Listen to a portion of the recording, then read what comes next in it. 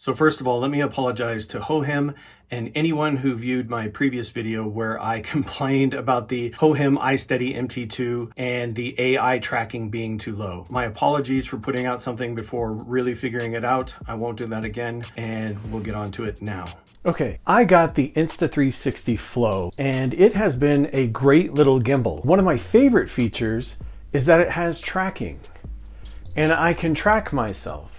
The only problem that I have with the Insta360 Flow is that you have to use its app in order to get the tracking to work. So I can't track myself like this just using the camera app or the Blackmagic app. But if you want all the features of the Insta360 Flow, you have to use the app, and the app doesn't support Apple Log. I wanted to be able to have this functionality with my iPhone recording an Apple Log, or to use with my Fuji cameras. So I got a new toy. Let's take a look at it.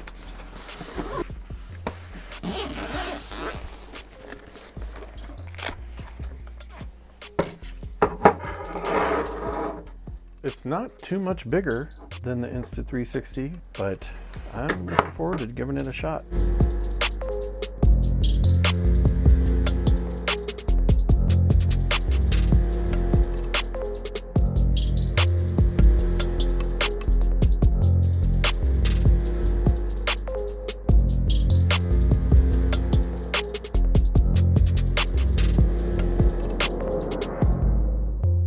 Now the gimbal is all balanced and I can fire it up. It is working as you'd expect. Everything is functioning as I would expect a gimbal to function.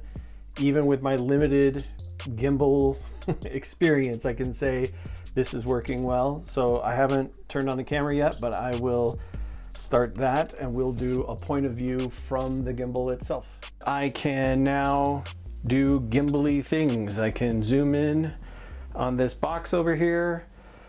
I can steadily move about my business. This is the PF setting. So I can change this by pressing the mode. And now I am pan, tilt, and follow. So it's sort of following my tilt motion.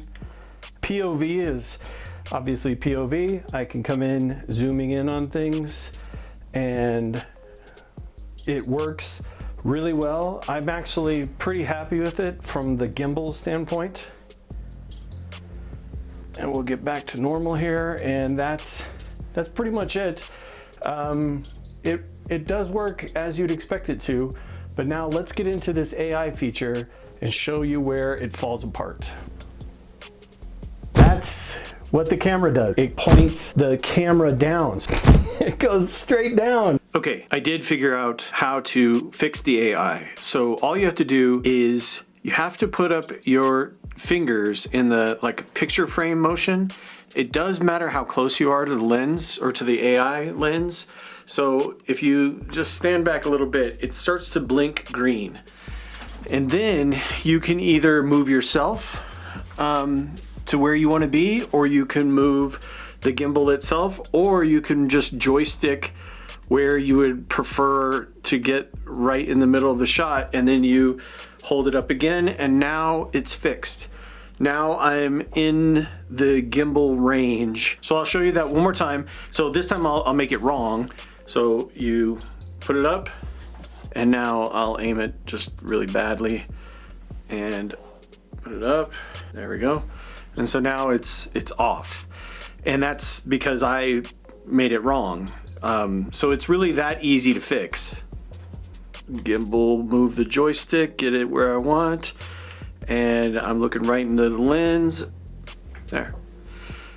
It was extremely easy to miss it in their online tutorials. In fact, the way they said it, I thought it was actually taking a picture of the person, like some sort of gesture to take a picture of them. So it's very easy to miss. In fact, in the written instructions, it's even like a side note, how to reframe the AI. Now that this works and the gimbal works the way I want, I would highly recommend this. And yeah, we'll get back to it. One of the things I think I should point out is this is the Viltrox 13mm f1.4 for Fujifilm. This is the Fujifilm X-H2, and I believe that this package that you're looking at here is just about the edge of what works on this gimbal.